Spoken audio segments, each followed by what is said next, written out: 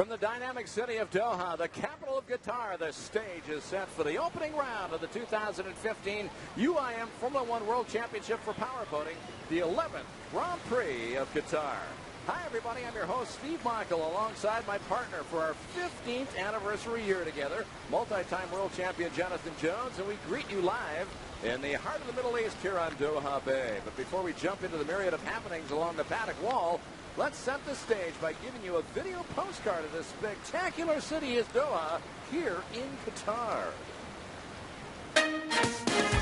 The state of Qatar and its dazzling capital city Doha has emerged from the sand in only a few decades, spurred on by its financial wealth from oil and gas revenues. The city has gone under tremendous transformation with its growth, which has radically transformed its demographics. Ambitious plans have been taken to diversify the economy. There's been a lot of reflection and planning about what Qatar should be investing to remain sustainable long term. Doha is redefining itself. This ambitious city isn't about to slow things down. The developing nation of Qatar, absorbing the best of all nations that coexist, no more than a village in the world's richest city. Money brings growth, and with growth comes changes in values. Here locals have become a community. It's a young city that will, in time, reinvent itself again and again. Doha, Qatar. Welcome back to a gorgeous late winter afternoon here on Doha Bay. The race circuit continues to be groomed for safety year after year. This time around, it's a 5-turn, 1.76-kilometer course. And Jonathan, let's bring in here. Talk about this course. It's tricky. Yeah, we've got obviously 4 left-hand turns and 1 right-hand turn down the far end. Trickiest part of the circuit is turn number 4. That's right down into the bay there because the wind has been coming in off the Arabian Sea and really chopping it up. So it's going to be a tough one out there today. The 2014 season was a special time with a new world champion crowned, and 3 drivers fought it to the bitter end. Here's a 1-minute look at on the amazing 2014 campaign.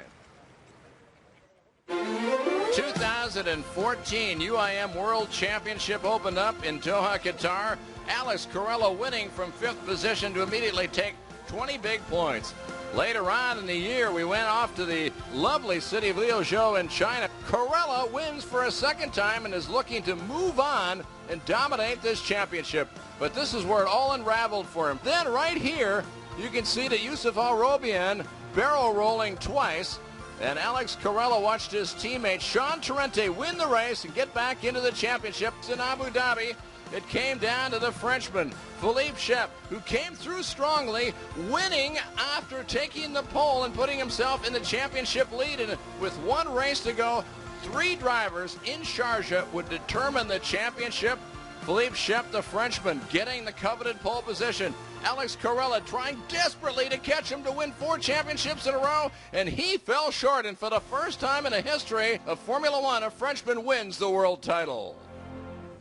Fantastic year for Philippe Shep. Now, 16 drivers from 11 different nations have come here to start this 2015 campaign. Let's take a look at the starting lineup. Sean Torrente, 2nd year in a row. He's on the pole. 2nd time, Shep is starting number 2. And a great run for Ahmed Al-Hamli in a short boat. He's going to qualify 3rd. Sami Celia disappointed with his 5th. Jonas Anderson, the 2008 winner. And Catando in his 150th start. As you look farther down, Alex Carrello, the big news, starting 10th. And for him, he is bitterly disappointed. We have lost already the Austrian as the rookie driver, Bernd Eisenhofer, has dropped out of the race because of engine problems. So he's been towed away from the starting field. So 15 drivers now ready to go toe-to-toe. 38 laps around this very difficult course. The open ocean off to our left, which is facing off to the right of the screen. And the Gulf here is going to try to play havoc with these drivers. This is not going to be for the lighthearted. It's going to be a real rough race. Can Sean Torrente, who has led the last 4 times here in Doha, win for the 2nd straight time and win for the 3rd time here on home waters for his Qatar team? The team down to 1 boat now that his teammate Alex Carrello, who's moved down to Team Abu Dhabi, welcoming Guido Campolini, the 10-time world champion. So as we look up, we wait for the light boards to come up. We're getting very close. And it looks like they're going to change the procedure. They're going to move the pace boat out. And actually, it's going to be a rolling start. So they bring the pace boat out. They've changed their mind. And they're not going to have a start off the start pontoon. So the lead boat we'll follow this boat, the two-seater pace boat, a celebrity boat that they use for putting on VIP rides, and also used for the pace machine. So, okay, Jonathan, we're going to get the 15 boats out here.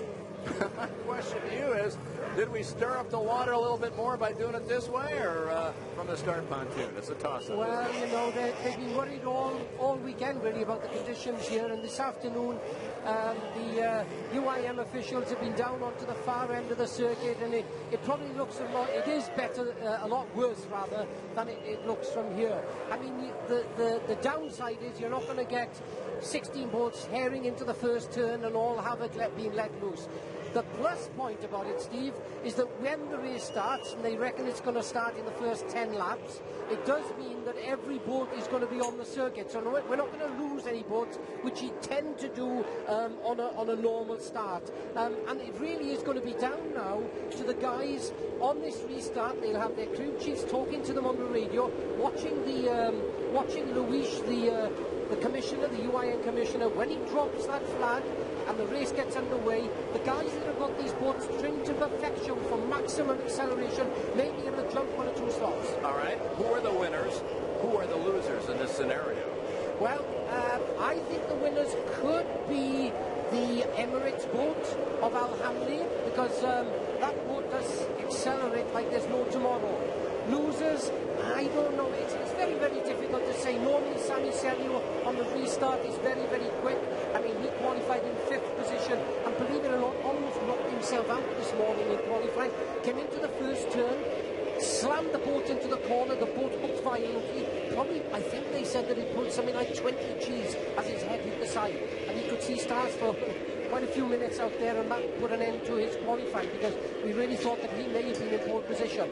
But the guy that's got the lead is Sean Torrente. He's happy now because he knows that even if the boat doesn't accelerate that well, he's got the lead spot when the race starts, so he's probably the guy that is in the best position. All right, as they come off the turn, far side and the north side, here they come. Sean Torrente pace boat still out there with them as they gathered up, and momentum started to build from the back of the pack, but the pace boat continues to control the group of boats behind him, and Sean Torrente can feel the heat from the side of Philippe Shep, the defending world champion, a driver who won this championship last year in that #1 machine after winning pole the last 2 races of the year, winning the race from pole. And I'll tell you what, he had a great dynamic way to wrap things up. Now we hold our breath. The green flag is now in Luis Ribeiro's hands. We'll wait to see if and when he starts to wave the flag.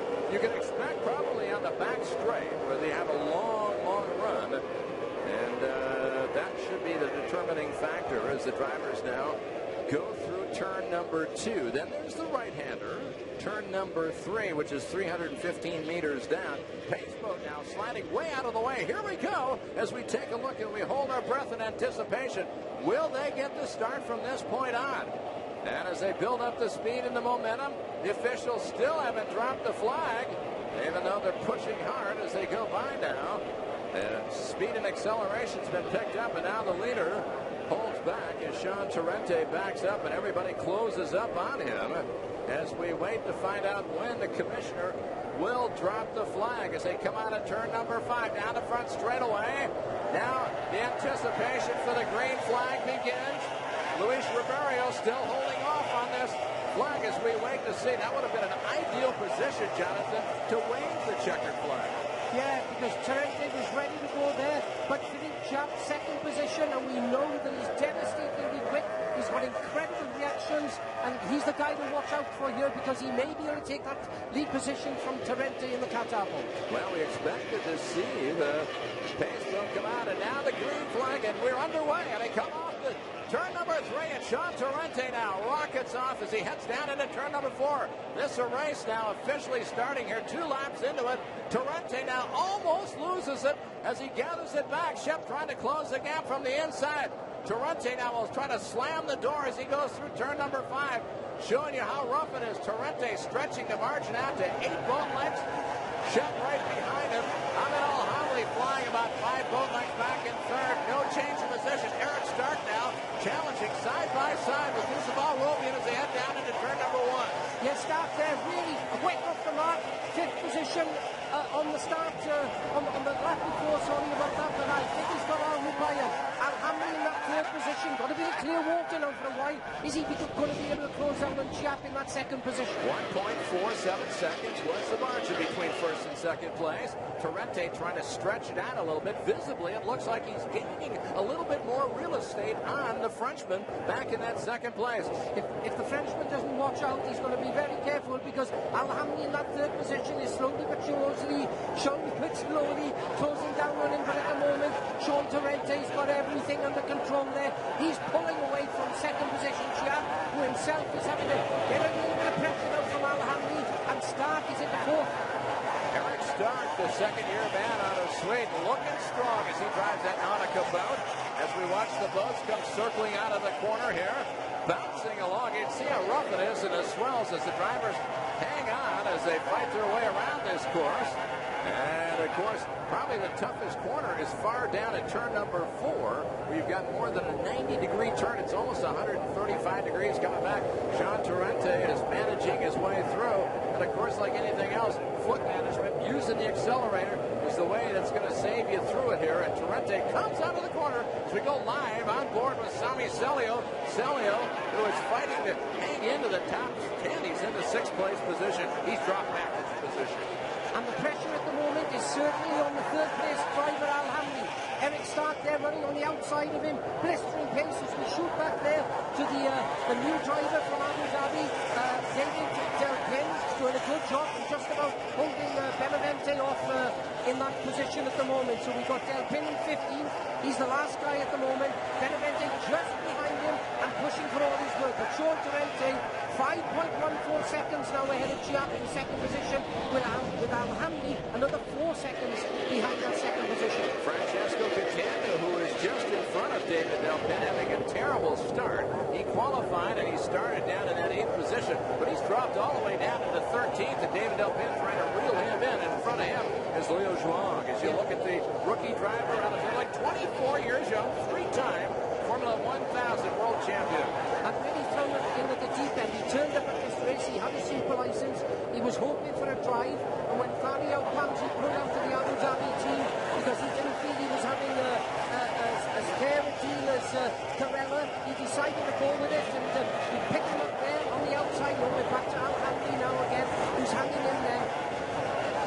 As he works his way down in very short Formula 2 boat as he skips through, as we watch Al-Hamli, a word of note is Alex Carella has moved up 2 spots from the 10th position a lap ago. He's now up into the 8th position. As you watch Ahmed Al-Hamli, who joined this Emirates team with Scott Gilman at the controls, had a terrible year last year, but only raced 3 of the 5 races because at the time the Emirates were not involved with diplomatic relations with Qatar. He's having all sorts of problems with that boat, Steve. We said if it was going to get rough, it's a Formula 2 boat, very, very short, very wide in the tunnel. It's got tremendous acceleration, providing the conditions are calm. But you can see on the last lap there, he's trying to get round turn number 5 and down that long start finish line, and he had that boat in all sorts of shape. And at the moment, Eric Stark is in that 4th position. He's only a second behind him and putting a lot of pressure. It's a wake-up call. The dog went off in his head for Ahmed Al-Hamli. He said, oh my, I got to be careful with this. I got to tiptoe through, find the right spots, and that's exactly what he's doing. But Ahmed Al-Hamli, the smallest boat here, this boat will be jackrabbit quick when it gets out into a mill pond condition, smooth and calm. And we've got anything but that today. Glad you're with us this afternoon. Steve Michael, Jonathan Jones alongside our 15th anniversary year being together. And as we watch Al-Hamli come out of turn number 5 here on Doha Bay, the opening round of this 2015 season, Sean Torrente continues to lead by a safe margin of 6 seconds over Philippe Shipman. Then it really stretches out to this man, Ahmed Al-Hamli, as we take a look now on, you see that looks like it's Philip Rams, the driver, the second member of that Matt Kroc team. He's down in the 10th position. For Rams today, he's moved up 3 spots. He started in the 13th spot. Here's Yusuval Roman, who qualified in the 4th position. He's dropped backwards 3 spots. He's down in the 7th position. Yeah, very, very fast boat. One of the latest DACs. Everything prepared there by Alex Radovanovic. Does an incredible job. The problem is that, you know, Alrobian, good driver, but I don't think he's quite sort of Premier League. He's right at the top of the 1st division, but not quite there. But once he can get into this boat and he gets confidence in the boat, then you'll see Francesco Catania, you just saw it being lapped on the outside by Yusuf Al-Robian. Obviously something wrong with a veteran Italian who is starting his 150th career race this afternoon, but he is not going very fast. It's more survival mode, and that's not really his trend. His personality is to push. So obviously he's got a problem with the boat as we take a look at one of the Team Sweden boats. Yeah, it looks like that's Jonas Andersson sitting there in doing well at the moment. Andersson, he has certainly moved up. He's in that 8th position and closing down slowly but surely on Dubai, and he's in 7th now. Jonas in the beginning of the race started down in that 7th spot, lost a position, so he's trying to gather it back. There's Alex Corella. There's your 3-time world champion who is struggling with this first performance of Team Abu Dhabi joining. We go on board and take a look at him.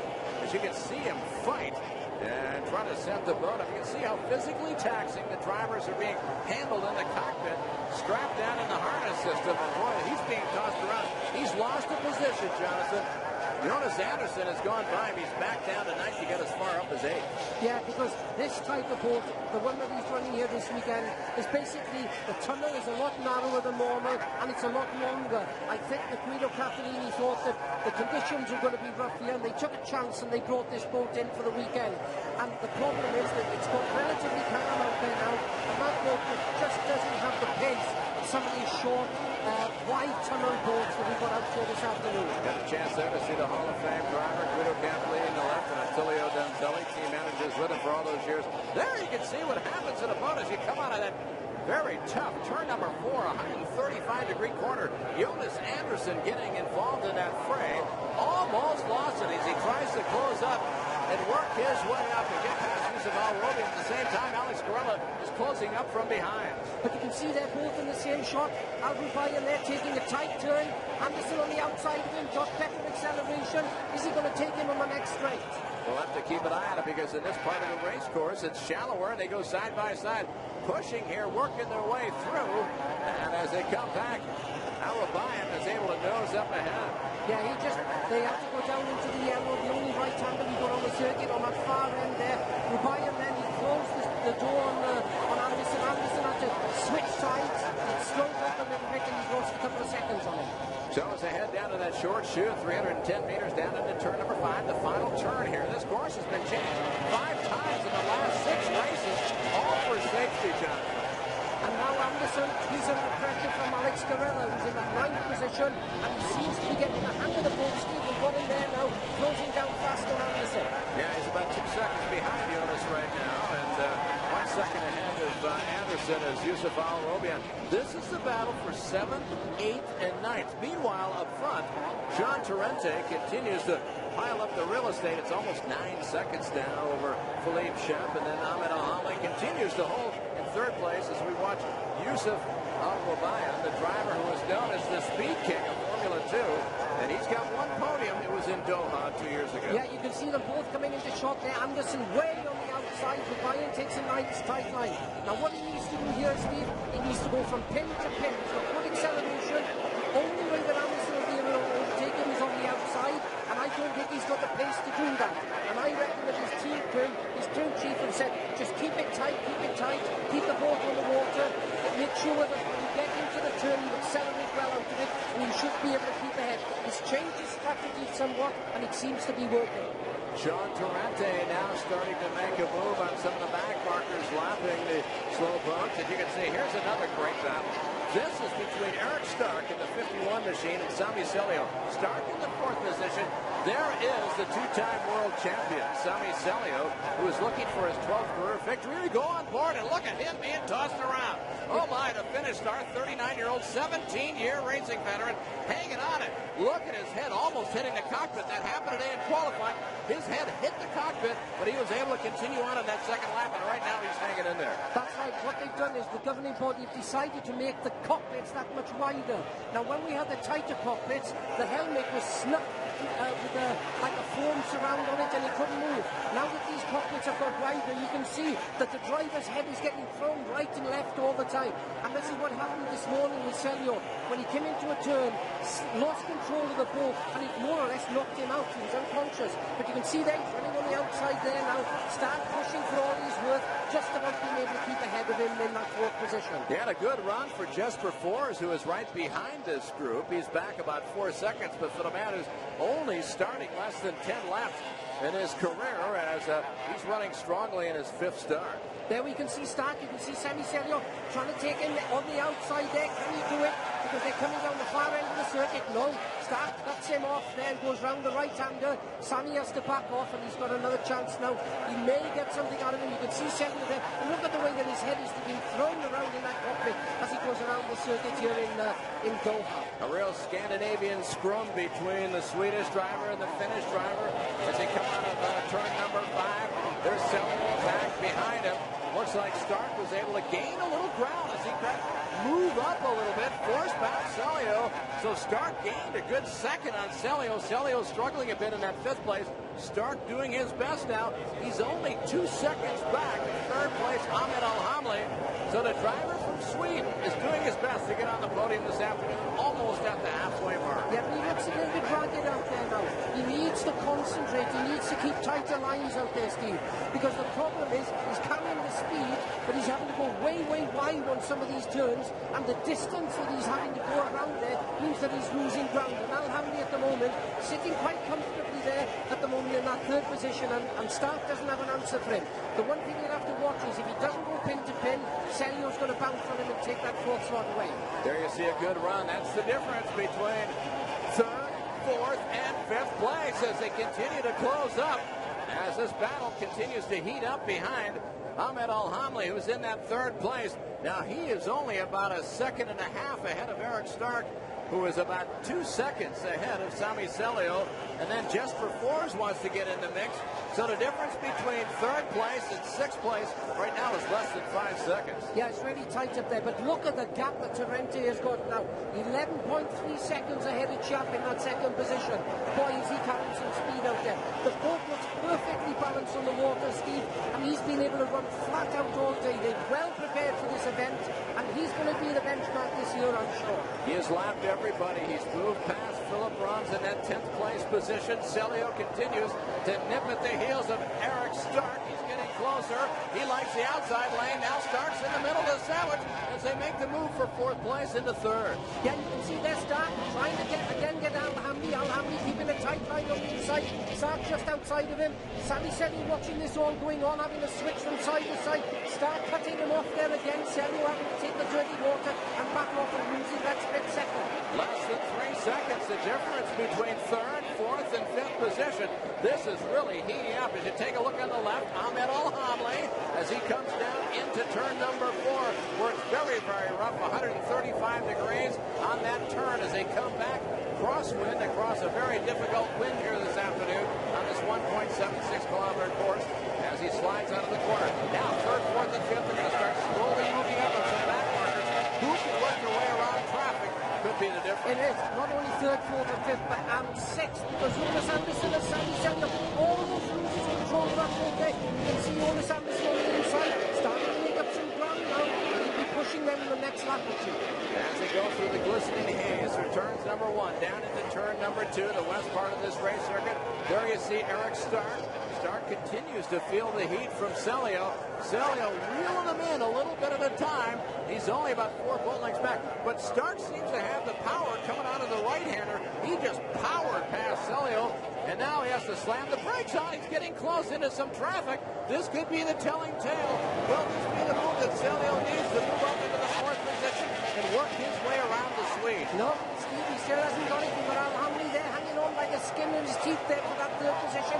Stark on the outside now trying to make a move. Selio on the inside and Jonas Anderson on the outside. There is less now than 2 seconds between third, fourth, fifth, and sixth. A lot of pressure on those drivers, that's for sure. And Jesper Fors in that sixth position looking strong, and now you can see from the angle, it looks like they're close, but they're not quite that close yet.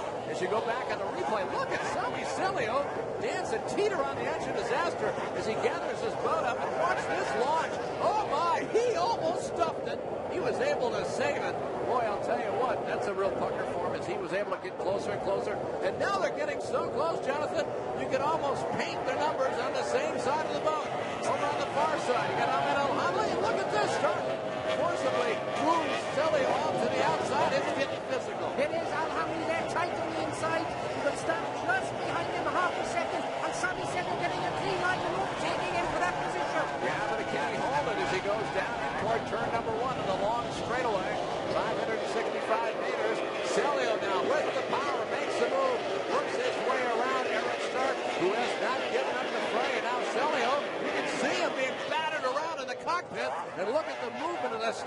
as he works his way through, as he now tries to challenge up on Ahmed Al-Hadi. And both stuffs and two boat, one boat barrel rolls down in the corner. Oh, my. What a shame. And Celio, they were so close. They came into the red, the yellow together, and boom, when he lost control, I think it was Al-Hamdi. The boat seemed to set a little bit too soon. Sammy Celio was coming in behind him at about 140 miles an hour. Whap! Right into the side of him. Celio tried to make the pass on Ahmed Al-Hamli. It didn't happen. They got all jointed up. They scraped paint. They touched each other. Over they went on the right-hander. So Celio, who has been caught before a couple of years ago in China, when he got caught up in the mix with three boats, gets caught again here. This time on the right-hander, and that was nothing but tears left for Celio and Ahmed Al-Hamli. Al-Hamli was flying on the teetering on the edge of disaster, was able to save it. But boy, I'll tell you something, getting together with Celio, that was the tale. And look at the damage. The 27 boat there of Al-Hamli, he's lost one of the sponsons. You can see there, Steve, on the left-hand side. That boat completely exploded as he came into the yellow and set it. Sammy was right on his tail. He had nowhere to go and went straight into the side of them. Wow, tremendous. Ahmed Al-Hamli with that short boat, that Formula 2 boat, he literally had to fly the boat almost out of control to keep it in normal race trim, and Celio got there with him, and the two of them combined, and boom, they went over. What a drastic hit. And this is what I was saying, Steve. For as long as the conditions are absolutely calm, running a Formula 2 boat is okay. The big problem the Emirates team have had here is that Scott Gilman had to put this entire team together in 2 weeks. They were very limited as to what boats were available. So they flew a boat in, a Formula 2 boat from Italy, and kept their fingers crossed that the conditions out here would have been calm. But as the race got on, Steve, you could see the conditions were getting worse and worse all the time. And you could see that he was really having some handling problems there, and, you know, that's what happened, which is a shame because Al-Hamli was running a very, very strong race at the time. And, boy, it's such a shame because there was a real battle there for third, fourth, fifth, sixth, and seventh position. Lap before was Al-Hamli in third place. It was Eric Stark in fourth. Sami Celio in fifth. Jesper Fors in that sixth spot. But then Celio made a nice move as he accelerated his way past. Let's watch this again as they go into this corner now.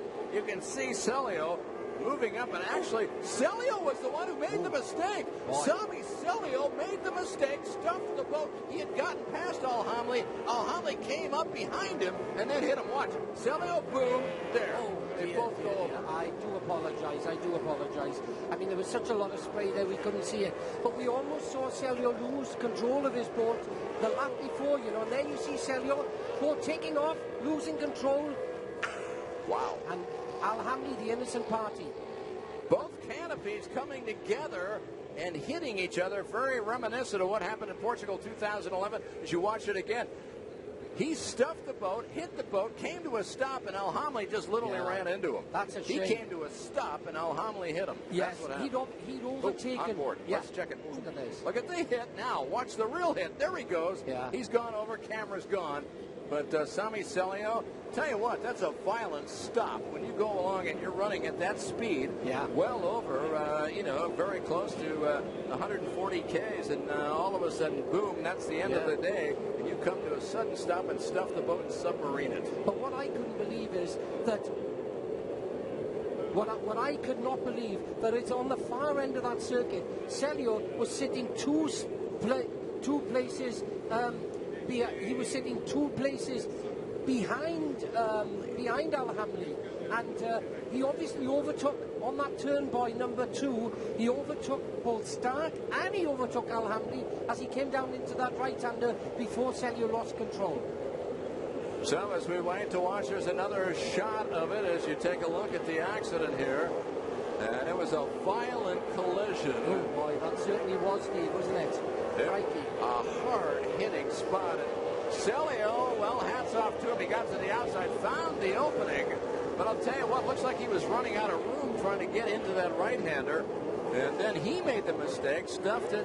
Boat came to a stop, and boom, Al-Hamli hit him. Yeah. And they both went over canopy to canopy, literally, it looked like. So two hits. They hit twice. But what amazed me was that coming in, just before coming into that turn, boy, we could see all the boats. And Celio was 2 boats behind him. So not only did he overtake Philip Roms, but when he came round that bottom turn, he took Al Hamli as well on the outside, and he had about 30, 40 metres ahead of him when he came into that yellow, and the water conditions obviously quite difficult there. He set the boat, but he set it a little bit too hard. The boat dived in, and Al Hamli, oh boy, he had nowhere to go. Celio walked right into his neighborhood. He had nowhere to go but run over him, and the two of them violently rolled over canopy to canopy and came to a complete stop. And Ahmed Al Hamli is his boat's being towed away. And we hope the drivers are both okay as they work their way around. There's Alex Corella, the 3-time world champion, who finished second in the championship a year ago. And he's working his way up. He's down into the 6th place position. There's Sami Celio's boat, the Baba boat, being towed in. They're both boats that were built by Massimo Ruggiero out of the shops out of northern Italy, just north of Malpensa Airport, west of Milan. And he's been making this traditional boat for the last 10 years, upgrading it. And as you mentioned more than once today, it's a short boat. It's an F2 boat. And really, these weren't the conditions that the boat was made for. But hats off to Al Hamli. Exactly. He was running a strong race.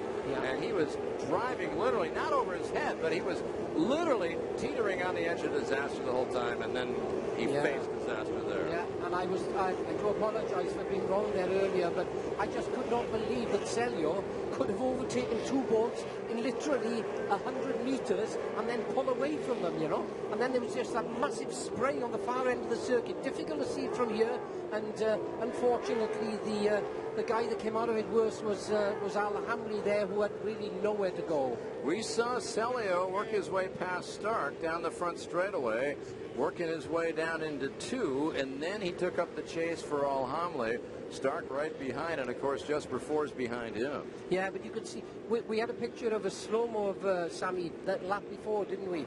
And the boat looked really, he had it aired out down the straight. He was going for it, there's no doubt about that.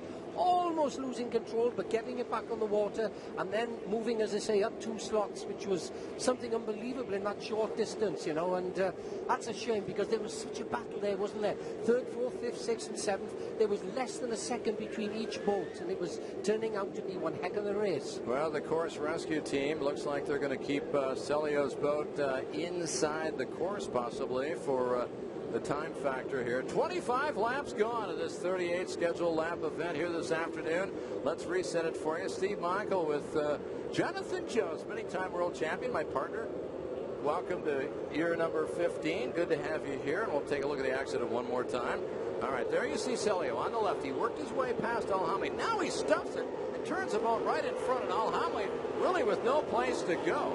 The two of them touch, and when they do, it looked like their canopies hit each other. Let's look at it again. He stuffs the boat turns. There's Al Hamli, and they barrel roll to an immediate stop. You can imagine the pressure that they're going through here. Again, Celio, Al Hamli, Celio now stuffs it again and turns, and wow.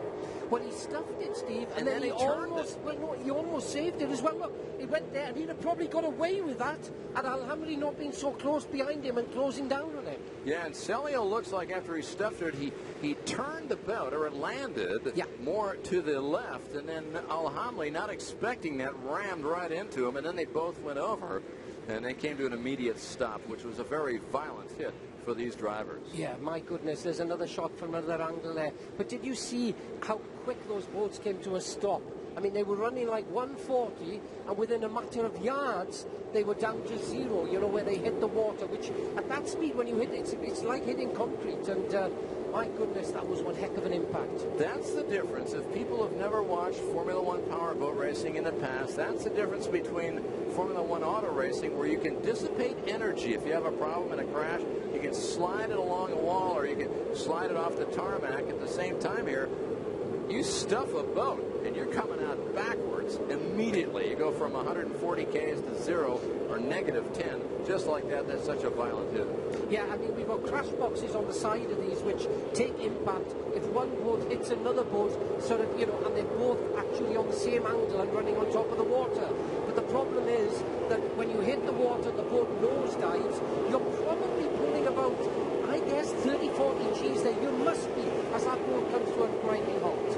Interestingly enough, as they set the pace and bring the boat back on the pace boat, as we click off another lap, as we show 11 laps remaining, Jesper Fors now has moved himself into that 4th place, and he's got his veteran teammate Jonas Andersen in the 5th position right behind. Jonas won the race in 2008. Jesper Fors, who is out here on the race circuit for only the 5th time of his career, looking good today. Yeah, okay. The guys that have had an advantage and the guys that have lost out. Well, I would say that Chiap, who's in 2nd position at the moment, because there was such a gap between him and the lead boat of Torrente.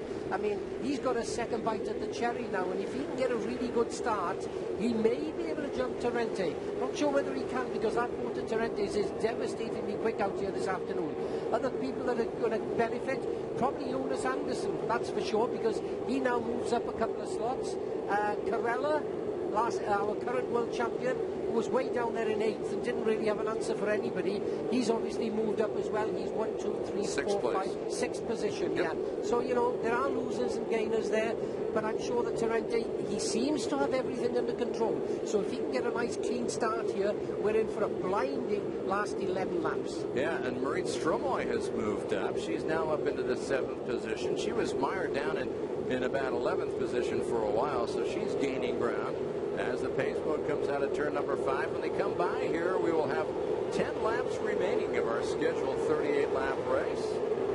As Reese pulls the driver as he brings it through, the Australian who is handling the pace boat operation.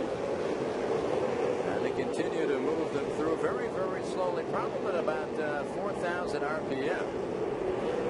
And they continue to push as the rescue teams get themselves back into position. Once they're ready to go, then we'll wait for Luis Ribeiro to bring out the flag. I can just see the Osprey boat now, Steve, coming out onto the circuit that's just taken our Hanley back into the pit. So hopefully they'll be on the way out there. We'll see that accident again. Yeah, cockpit to cockpit, as we talked about again. Celio launching the boat, stuffing it, stopping it, and then Alhamli not ready, knowing for this to happen. He wasn't ready for that, and the two of them hit. And cockpit to cockpit, that's a very violent hit for those two drivers. It certainly is, and as you say, you can say, I don't think they'll do another shot on that, no, probably not, but that was one violent accident, wasn't it? And you can imagine the G-force on those drivers as they came to a grinding halt in a very, very short space of time. We're back to the front of for the restart now. We've got, you can see there, Sean Torrente in the lead boat, but I think that this time, I've got a feeling that Philippe Chiap there, you can see him sneaking up on the outside rim. He's not going to give it all his own way, and we may see a change for the lead here with 10 laps to go in this race. Well, Torrente knows that Shep is just kind of shadowing him and letting him know, hey, I'm right here, buddy. You better make it quick, because I'm going to blast right by if you're not sure. Because I'm a world champion now, and I am very quick. Shep has won the last 2 races on a trot from last year. One in Abu Dhabi, one in Sharjah, won the championship. Sean Torrente, on the other hand, had Alex Carella with him as a teammate last year. Had a little bad luck, but remember, this is now the 5th straight race in a row that Sean Torrente has led here in Doha. He's won 2 of those. He's hoping to do it for a 3rd time today and start off the season in perfect style. Yeah, and he does seem to have by far the fastest boat out here today. Not only the fastest, but the most well-balanced boat out here. Tremendous acceleration, and he seems to be able to run over this water whether it's rough or calm. Well, we're getting word now, unofficially, but it looks like Ahmed Al-Hamli is on his way to the hospital, which is normal, and we're getting word that he's doing fairly well, but they're going to take him to the hospital and observe him to make sure that he is going to be in tip-top shape. So guarded condition, Ahmed Al-Hamli on his way to the hospital, and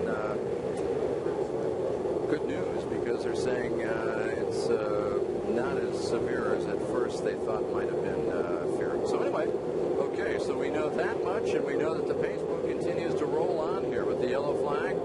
And if they come around one more time, then it'll be 8 laps to go before we complete the opening round of this championship.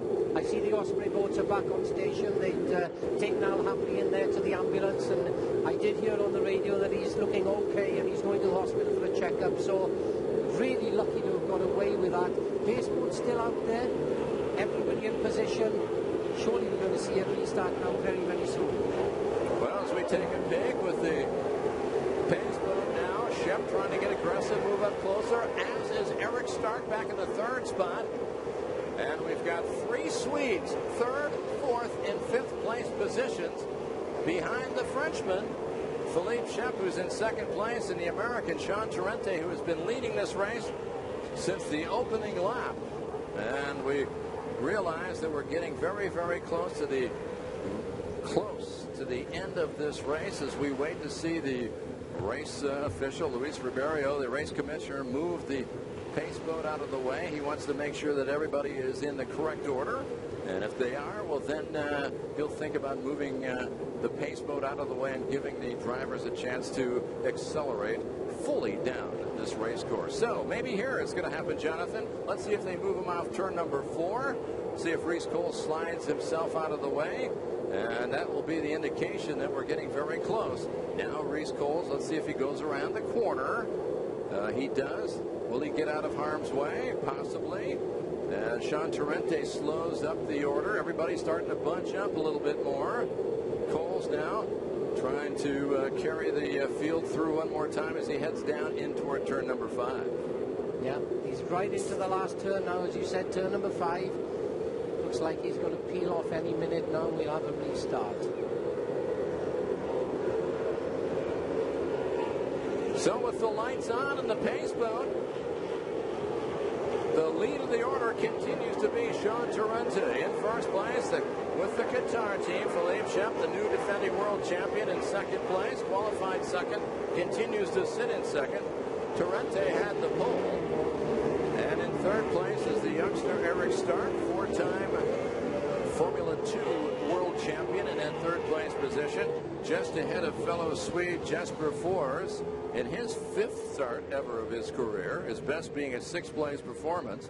So he would just love to come up with a top 5 finish. It would be the first of his career. So time wanes out, get a little bit darker out here this afternoon as we wait to see if the pace boat will move aside now this time as they head down into turn number 3. There we got the official starter there, Luis Ribeiro from Portugal, the UIM official, and we can still see the yellow flag flying, and we can still see the 2-seater boat out there driven by Reese Coles from Australia. Sort of they're bunching up behind him now. You can see that Chiap in that 2nd slot, very anxious to get on with this race. He feels he still has a chance to win. Torrente there just ahead of him. We've picked him up there, and then a bunch of boats right behind, all hoping that on the restart they get it right and they can move up a couple of slots. Well, as they continue to work their way down a very short turn number 4 into 5, it's only 310 meters. This is the longest straightaway on this circuit, 565 meters as they come down. Reese Coles continues to run the boat with the lights on, and the field continues to follow him through. Osprey Rescue Team seems to be back into position, and now we continue to anticipate the start. Well, again, Luis there, you can see him on the left-hand side. He's the UIM commissioner, and there's obviously some issue on the circuit, perhaps that we can't see, Steve, but as things stand, 32 laps gone out of 38 laps, 6 laps to go, and you can see the officials talking there together. Can't quite work out, are they going to restart the race? That's a good question. We'll have to wait and see how it plays out here. We've reached almost the 40-minute mark of this race this afternoon, and the pace boat continues with the lights on. So once the lights go off, then we'll know there'll be an indication that they will let them go back to full flight and let them go to a full roar and head down the front straightaway or the back straightaway, depending on where the race director wants to wave the green flag. Yeah, you can see Stark there now moving up. You see Chiap on the outside. Look, He's waiting there anxiously. He's desperately wants this 32 out of 38 laps. He desperately wants this race to restart there. A little bit rough on the far end of that circuit. You see the boats bouncing around as they position themselves for the restart. 6 laps to go now, Steve. Powerboat continues to be down the front straightaway. Everybody's antsy. Everybody's bunching up. Everybody wants to make the advantage of a restart and surprise the driver in front of them. So you can see that Philippe Shep was almost right up in front with Sean Torrente. They were almost sponsor to sponsor with each other.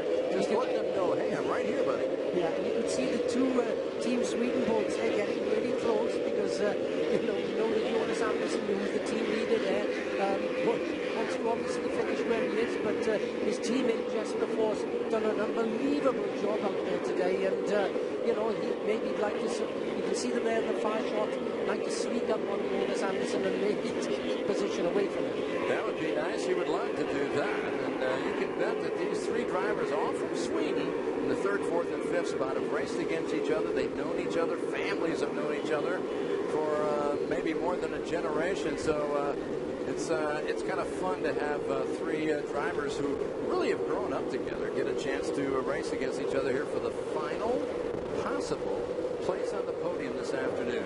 Steve, do you think we're going to finish under a yellow here? Because, again, 33 laps now gone out of 38.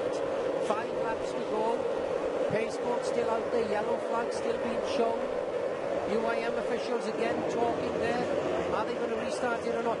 The problem we have is that, we may run out of time for this race. Not only laps, because the race has to finish within a certain time. And I don't know quite what's going on. Well, we get down to the final few minutes of this race, 42 minutes into the race itself, and we continue to roll on. So technically 45 minutes is the limit for this race, so less than 3 minutes to go if you're going by the stopwatch, and we'll keep close tabs on that as you go back on with Alex Carrella on board. A great shot of him as a 3-time world champion who is out there running for Team Abu Dhabi, and for Alex Carrella looking to be 30 years young, my friend, before this season gets over. Yeah, boat number 6, and he's in 6th position at the moment. We might I'm sure he must be frustrated as well, Steve, surely, because he wants to get on with this race. Well, the NASCAR people have a green-white checker where they just, you run 1 lap and it's over. So it'll be interesting to see how we decide to play this out. Maybe they're seeing that the course is possibly too rough on the far side, but it could be. We continue to roll on here. We're going to click off another lap, and we've clicked off another minute. Less than 2 minutes, technically, to be run. And one of the drivers from Team Sweden is pulling off. What a shame, Jonathan. He has disappeared. And let's talk about this long time where these engines are running maybe at 3,000 to 4,000 RPM. Does that create havoc with the engines themselves? Well, sometimes it can on the fuel management boxes, because these engines like to be running either just a tick over or at maximum speed. And, if you're just holding them back, the engine's heating up a little bit, and you've got to be careful that the piston doesn't stick. And let's hope that one of the team drivers there from Team Sweden, he's obviously had to pull off the circuit. Whether it's for that reason or not, I don't know. Well, time is running out here for this race, ladies and gentlemen, as the Powerboat continues to roll on.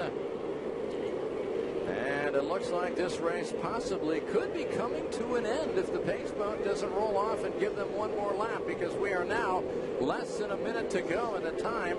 There's a record time, and I'll tell you something, the time here on the clock is supposed to be 45 minutes. That's the maximum you run the Grand Prix.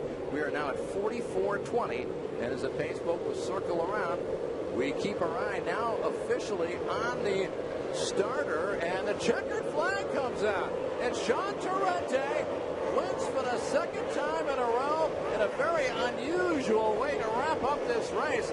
We went about 10 or 12 laps with the Powerboat, but obviously the commissioner decided that the conditions were too rough, and we ran out of time. time. So hats off to Sean Torrente, the American for the Qatar team. And this team continues to roll on. They have now won a total of 6 races in the last 7 starts here in Doha. Only the 2012 victory by Ahmed Al-Hamli snapped that string. Yeah, and I mean, Torrente really, he's been the benchmark all weekend, hasn't he? When he really wanted to put the hammer down, he was really quick, and you can see there Brendan Power, who runs that team, very, very happy. This is their home Grand Prix, and this is the one Grand Prix they really want to do well in, and exceptional out there this afternoon for Sean Torrente. And Alex Canzi, one of the few Italians that elected to stay with the team after Alex Carella went to Team Abu Dhabi. He's elated, and of course the Team Abu Dhabi members came down to congratulate him too. Attilio Donzelli. Great sportsmanship here along the paddock, and a great day of racing. And boy, it was rough, it was tough, it was physical, and we were kind of hoping to see that 3-man battle, those 3 Swedes fighting together, but actually we ended up losing Jesper Fors. What a shame for the driver who was starting his 5th start. He ended up dropping out with about 2 laps to go, finished unofficially in that 12th place position. But had we gone back to green, we would have had a great battle of Swedish meatballs going at it, that 3rd, 4th, and 5th position. That would have been fantastic. Yeah, and it must be disappointing for Force there, you know, because he was right behind Jonas Andersson, sitting in that 5th position. I mean, he really had pushed all afternoon, and I think he deserved that position. But there we see Sean Torrente, winner of this Grand Prix here in Doha this weekend. Unbelievable. He's a really good young driver, and he's matured over the last 12 months as well. You remember when he first started racing in Formula 1, he was very fiery and always had something to say, but he's really cooled off. He's sort of, I think at one time he was almost driving at 110%. Now he drives well within his limits. Brendan Power there to be credited. Give him the credit, sets up a really, really strong package. All the guys have stuck with him this year, and of course he had all the attention here today, Steve, because they were only running 1 boat instead of 2, so it meant that he had about 12 mechanics working for him rather than 6, and so he was well supported all weekend.